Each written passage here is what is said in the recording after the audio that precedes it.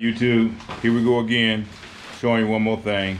Today we are actually getting ready to do a family crawfish boil. Might throw a few crabs in there too, but we're getting our tables prepared. As you see, we always go with a tablecloth first.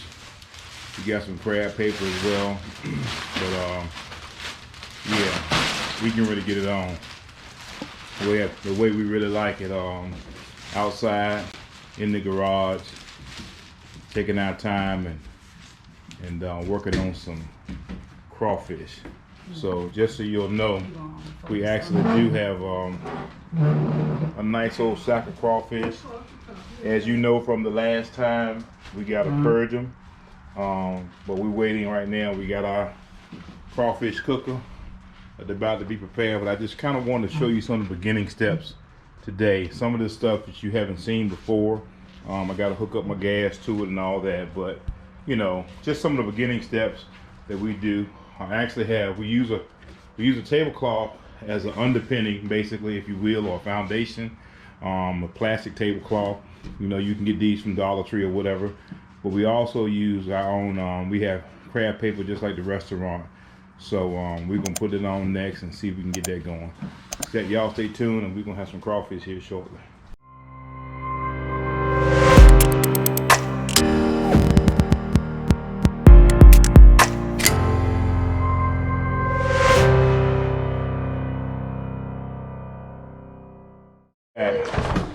Now it's time to put our paper on the table.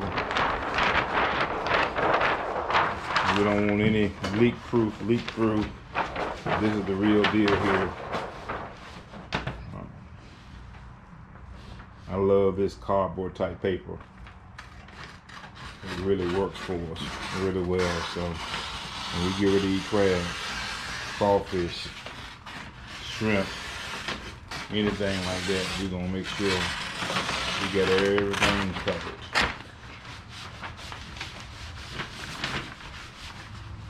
I'm gonna date myself now. We're gonna do it one more time for the vine. Do it for the vine.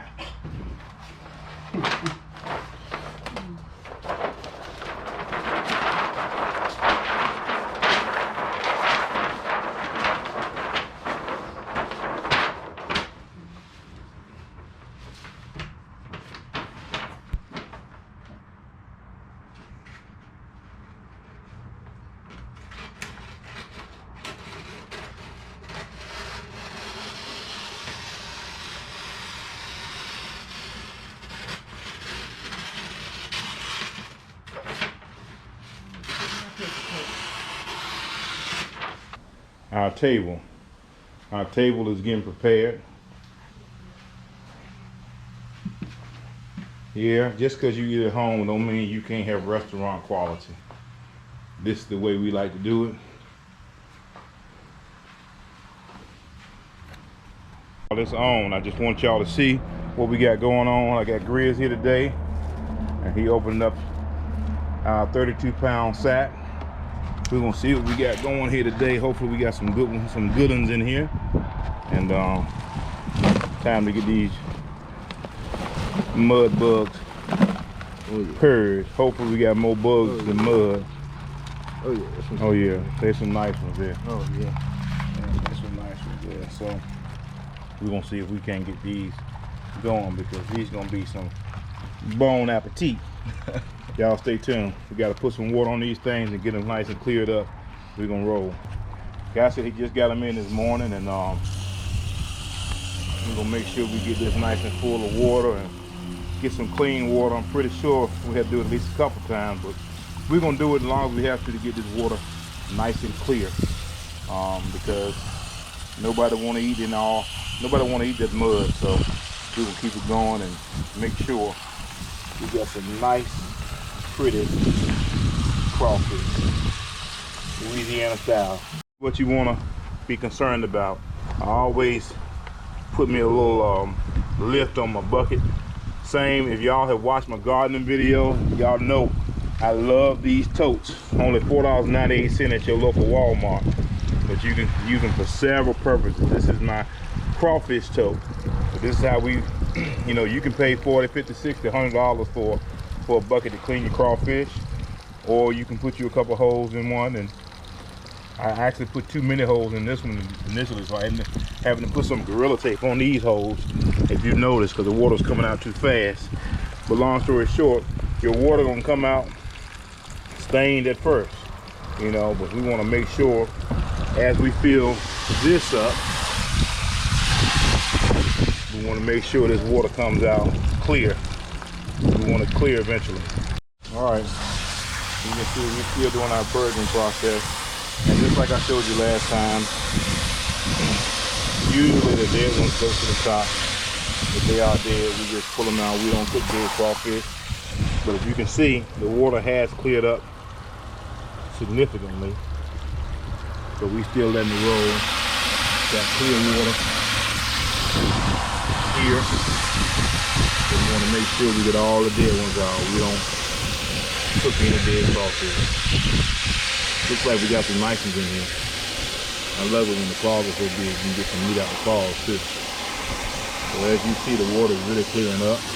All right, our water's getting pretty clear. As you can see, we're gonna do the hand test. You can see your hand clearly and bring that water up. It's pretty clear. That's exactly what you're looking for. All right, you cannot leave crawfish in water. They will drown. I repeat, you can't leave crawfish in the water. They will drown. It's an interesting thing about crawfish. They live in the water, but they come out when they please. You just can't keep them in water. So you don't want crawfish, you don't want your crawfish to drown when you're trying to purge. So you want the water to be coming out. They can stay for a time, but you just can't store them in water. So that's why when you get them, you got to purge them and keep them cool. Before, when crawfish are dead, most time they float to the water. So we see one kind of floating around, so we're gonna get him out of there. He's good and dead. So that's what you don't want. We don't cook dead crawfish. Why? Because the meat is usually real gritty or not what you want in your mouth. So live crawfish, when you cook them live, their meat is always firm, and that's what you want. You're looking for firm white meat. All right, this is our customized crawfish cooker. As you can see,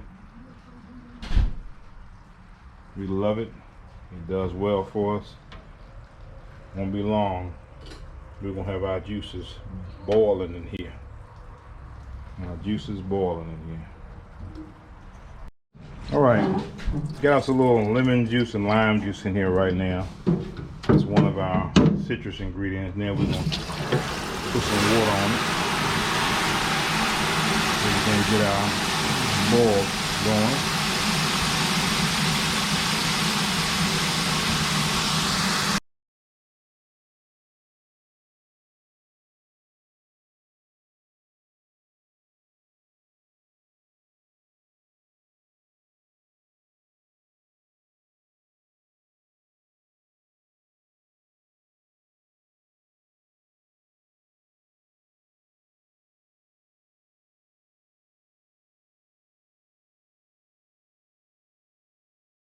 You can see we've already put our seasons in there.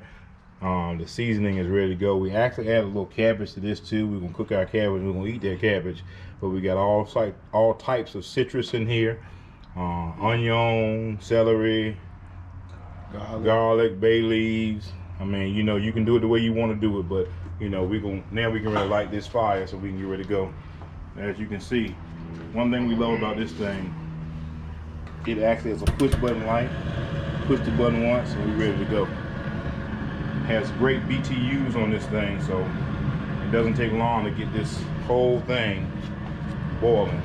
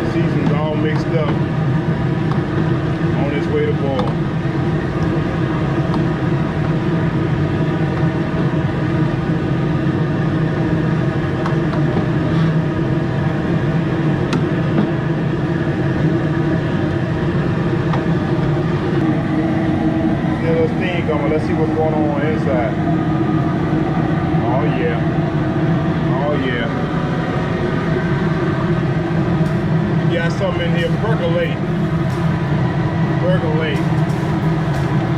boiling, burling, however you want to say it.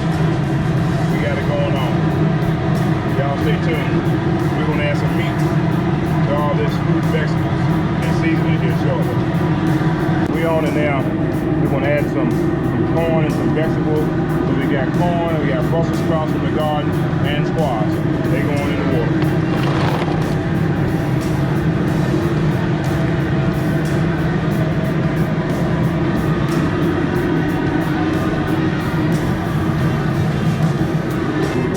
Here's where the magic happens. Oh yeah. They say it won't be long.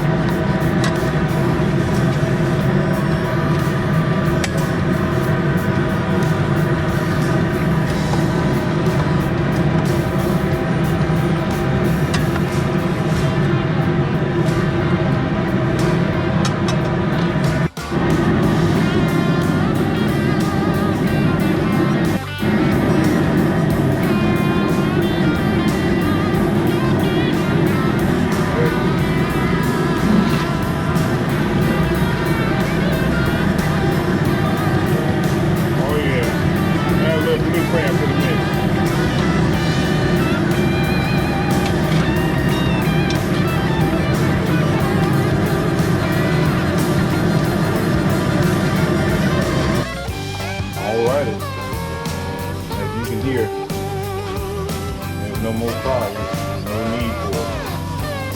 Now, what we have a good meat. We have the rest. So we can put ice on it. Yeah. Let all those seasonings soak in. That's what this is all about. This process. So, yep, ice on top of boil.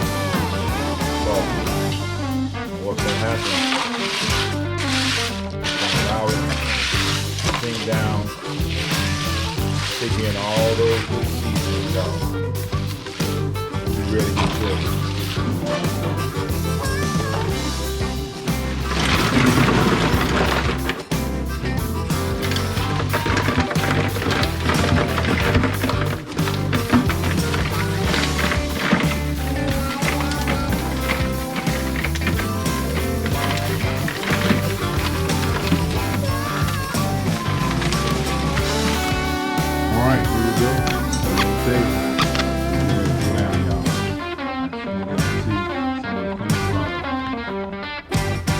Bon appetit as we get ready to eat.